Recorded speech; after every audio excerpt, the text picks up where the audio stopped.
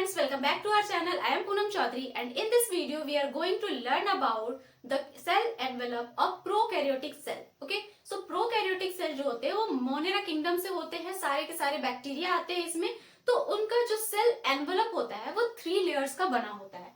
सबसे बाहर, सबसे पहले अगर मान लीजिए कोई बैक्टीरिया है तो सबसे अंदर का जो लेयर होगा ना, this is the cell membrane. Cell membrane के बाहर होगा सेल वॉल और सेल वॉल के बाहर होगा ग्लाइकोकैलिक्स। तो 3 लेयर्स होते हैं। सबसे बाहर का जो लेयर होता है वो क्या है? ग्लाइकोकैलिक्स। ग्लाइको का मतलब होता है sugar, calyx means coat.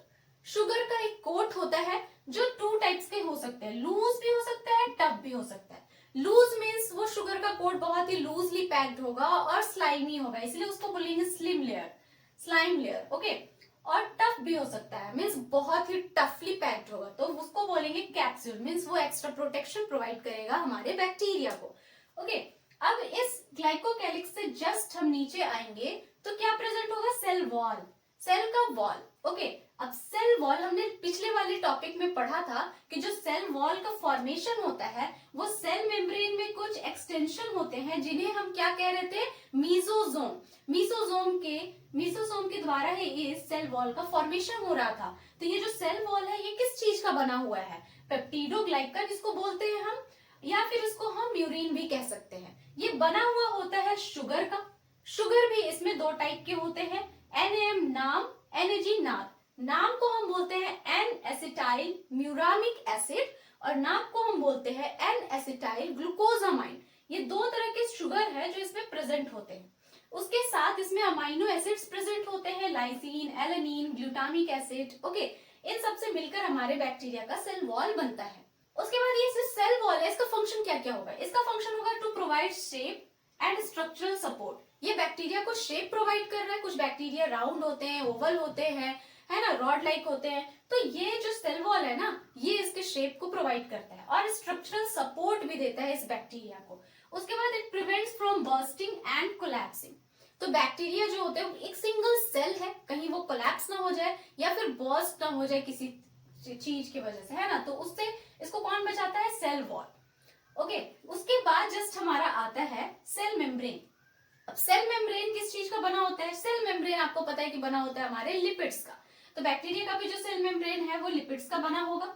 Okay, ये सेलेक्टिवली परमिएबल होता है। सेलेक्टिवली परमिएबल मींस कि ये हर चीज को अलाउ नहीं करेगा सेल के अंदर जाने के लिए, क्योंकि सेल के जस्ट बाद का लेयर है ये सेल मेम्ब्रेन। तो इसके अंदर से किस चीज को अलाउ करना है, किस चीज को अलाउ नहीं करना है, ये सेल मेम्ब्रेन ही डिसाइड करता है।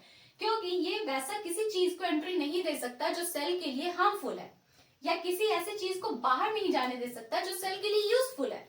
तो ये सेलेक्टिवली परमिएबल होता है, मींस हर चीज को बाहर नहीं जाने देता, हर चीज को बाहर से अंदर नहीं आने देता।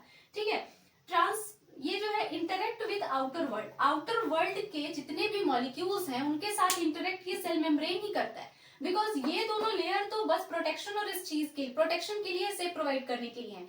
ये हर चीज को अलाउ कर देते हैं। मीन्स अगर ये वाटर में है तो वाटर में जो भी सब्सटेंसेस है, मॉलिक्यूल्स हैं, वो यहाँ से क्रॉस कर जाते हैं। ठीक है, लेकिन ये सेल मेम्ब्रेन जो है वो सारी चीजों से इंटरेक्ट करता है और किस चीज को अंदर जाने देना है, किस चीज को अंदर से बाहर जाने देना है, ये सेल मेम्ब्रेन ही डिसाइड करता है। That is why it is selectively permeable. Suppose that बाहर में न्यूट्रिएंट्स है और सेल को न्यूट्रिएंट की जरूरत है, तो वो क्या करेगा? न्यूट्रिएंट को अंदर ट्रांसपोर्ट करवा देगा। तो जो मॉलिक्यूल्स है उनका ट्रांसपोर्टेशन भी कौन करता है? हमारा सेल मेम्ब्रेन।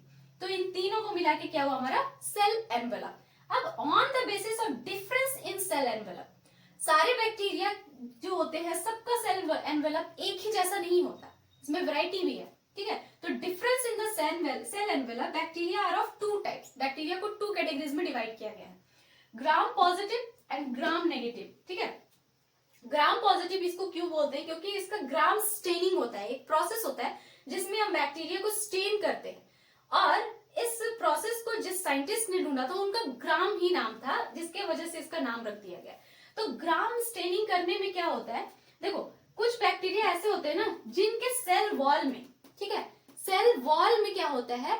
टिकोइक एसिड नाम का एक एसिड प्रेजेंट होता है, टिकोइक नाम का। ठीक है, जिस बैक्टीरिया के सेल वॉल में टिकोइक एसिड प्रेजेंट होगा उसे हम कहेंगे ग्राम पॉजिटिव। ठीक है, टिकोइक एसिड एक एक्स्ट्रा चीज प्रेजेंट होगा इसके अंदर। मान लो इसमें टिकोइक एसिड, इसके साथ टिकोइक एसिड भी प्रेजेंट है, तो क्या बोलेंगे इसको? Gram positive. अब कुछ बैक्टीरिया वैसे हैं जिनके सेल वॉल में टिकोइक एसिड एब्सेंट है, तो उसको क्या बोलेंगे? Gram negative. जैसे हमारे ब्लड में होता है ना RH पॉजिटिव, RH नेगेटिव, तो हमारे अंदर वो एक्स्ट्रा जो एक RH फैक्टर होता है, अगर प्रेजेंट है तो RH पॉजिटिव होते हैं, फैक्टर नहीं है तो RH नेगेटिव होते हैं। वैसे ये है, अगर टिकोइक एसिड प्रेजेंट है तो ग्राम पॉजिटिव बोलेंगे, टिकोइक एसिड एब्सेंट है तो ग्राम नेगेटिव बोलेंगे। ओके, अब retain the colour of staining with crystal violet. अब इस बैक्टीरिया को, जो बैक्टीरिया होते हैं उनको हम स्टेनिंग करते हैं। स्टेनिंग करते हैं किससे? क्रिस्टल वायलेट से। क्रिस्टल वायलेट ब्लू कलर का होता है, एक लिक्विड, उसके साथ इसको स्टेन करते हैं, मींस कलर करते हैं। तो जब कलर हम करते हैं ना बैक्टीरिया को, तो जिस बैक्टीरिया के सेल वॉल में टिकोइक एसिड प्रेजेंट होता है, वो टिकोइक एसिड क्या करता है? उस ब्लू वाले कलर को एब्जॉर्ब कर लेता है, ठीक है, उस कलर को एब्जॉर्ब कर लेता है। अब कलर को जब वो एब्जॉर्ब कर लेगा, रिटेन कर लेगा, तो बैक्टीरिया कैसा दिखेगा हमें? पर्पल कलर का, ठीक है, तो पर्पल कलर का दिखता है। तो जो बैक्टीरिया पर्पल कलर का दिख रहा है मतलब वो ग्राम पॉजिटिव है। अब ग्राम नेगेटिव जो होते हैं वो कलर को रिटेन नहीं करते। व्हाई? क्योंकि उनके पास टिकोइक एसिड नहीं है। टिकोइक एसिड नहीं है क्योंकि वही तो कलर को एब्जॉर्ब कर रहा है। जब टिकोइक एसिड नहीं है तो वो कलर को एब्जॉर्ब नहीं करेंगे और वो कोई भी कलर रिटेन नहीं करेंगे, ठीक है, तो नो कलर। तो ये पर्पल कलर के दिखेंगे तो वो ग्राम पॉजिटिव हो गए, no colour means gram negative. Peptidoglycan plus teichoic acid का मतलब होता है ग्राम पॉजिटिव, ठीक है, मतलब किसके सेल वॉल में, सेल वॉल को क्या बोल रहे हैं? पेप्टिडोग्लाइकन, और उसके साथ अगर टिकोइक एसिड भी है तो वो ग्राम पॉजिटिव बैक्टीरिया हो जाएगा। अब हम देखेंगे the structure of flagella. Some bacteria are motile, some are non motile. अगर कोई बैक्टीरिया मोटाइल है तो उसके पास फ्लैजेला प्रेजेंट होगा। अब फ्लैजेला के पास, फ्लैजेला होता क्या है? Flagella is the filamentous extension from their cell wall, from their cell wall, ठीक है, फ्रॉम देयर सेल वॉल का मतलब ये सेल वॉल का एक्सटेंशन नहीं है, सेल वॉल से होकर ये एक्सटेंड करता है, लेकिन ये एक्सटेंशन होता है सेल मेम्ब्रेन का, ठीक है। तो ये देखो, ये ब्लैक कलर का जो मैंने बनाया है, this is the cell membrane, ठीक है, this is the cell membrane. अब सेल मेम्ब्रेन का ये जो एक्सटेंशन है, this is called flagella, this is called flagella. अब सेल मेम्ब्रेन का ये एक्सटेंशन है, लेकिन ये जो रेड वाला है ना, this is the cell wall, okay. तो cell wall extension from cell wall, cell wall से होकर ये एक्सटेंड कर रहा है, लेकिन this is extension of cell membrane, ठीक है। तो एनसीईआरटी में फ्रॉम सेल वॉल लिखा है, मतलब वो सेल वॉल से होकर जा रहा है, लेकिन वो एक्सटेंशन किसका है? सेल मेम्ब्रेन का, ओके। अब इस फ्लैजेला के 3 पार्ट्स होते हैं। Filament, this long part is the filament, okay, this is the filament. Hook, hook means ये सेल मेम्ब्रेन से जिस पोजीशन पर ये अटैच्ड होता है, जहां से ये एक्सटेंड कर रहा है, जहां से अराइज हो रहा है ये flagella, this part is known as hook, okay, and this part is known as basal body. जो इसका बेस होता है ना, this is called basal body. तो इस तरह करके कुछ हमारा फ्लैजेला होता है, बहुत छोटा सा टॉपिक है फ्लैजेला। बस एक चीज याद रखना है कि जो फ्लैजेला होता है वो एक्सटेंशन होता है सेल मेम्ब्रेन का, लेकिन एक्सटेंड करता है from the cell wall, cell wall से होकर वो एक्सटेंड करता है, ओके।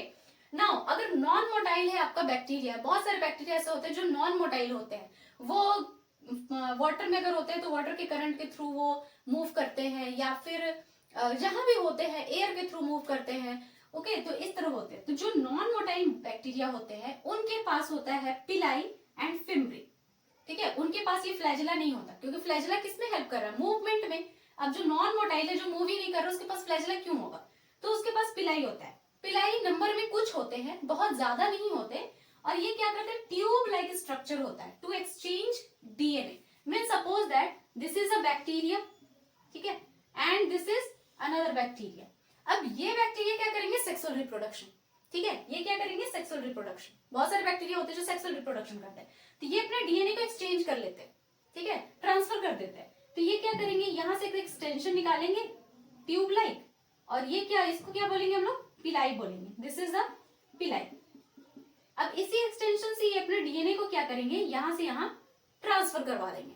तो ये अपने क्रोमोसोम को, ये डीएनए को ट्रांसफर कर दिया इसमें, तो वो क्या हो गया? अब उनका सेक्सुअल रिप्रोडक्शन, क्योंकि सेक्सुअल रिप्रोडक्शन क्या होता है? 2 पेरेंट्स का क्रोमोसोम इन्वॉल्व होता है। तो यहाँ पर भी क्या हो रहा है? 2 अलग अलग बैक्टीरिया है और उन्होंने अपने डीएनए को एक्सचेंज कर दिया। तो इस तरह कुछ होता है इनका एक्सचेंज का प्रोसेस, और उसे हम क्या कहते हैं, पिलाई, जो कि बना होता है पिलीन प्रोटीन का। ठीक है, उसके बाद दूसरा स्ट्रक्चर होता है फिम्ब्रे। फिम्ब्रे मैनी होते हैं, छोटे छोटे छोटे छोटे, जैसे ये बैक्टीरिया है तो इसमें छोटे छोटे छोटे छोटे ऐसे करके स्ट्रक्चर प्रेजेंट होंगे, और ब्रश के ब्रिस्टल लाइक स्ट्रक्चर होते हैं, और उन्हें ही कहते हैं हम फिम्ब्रे। तो ये ब्रिस्टल लाइक स्ट्रक्चर होते हैं जो टूथ ब्रश में होता है ना हमारा, उसके तरह होते हैं। कनेक्ट बैक्टीरिया टू सबस्ट्रेटम, ये बैक्टीरिया कहीं होते हैं, अगर वाटर में है तो ये बैक्टीरिया, अगर यहाँ पर एक स्टोन रखा हुआ है तो इस स्टोन से अगर इसको चिपकना है, कनेक्ट करना है, तो ये फिम्ब्रे के हेल्प से ही उसके सबस्ट्रेटम के साथ कनेक्ट होता है। तो ये था कुछ हमारा सेल एनवेलप एंड फ्लैजेला का structure. I hope this video found helpful to you. If you like the video, then hit the like button and do subscribe my channel and stay tuned for further videos. मिलते हैं next video में, तब तक के लिए bye bye and take care.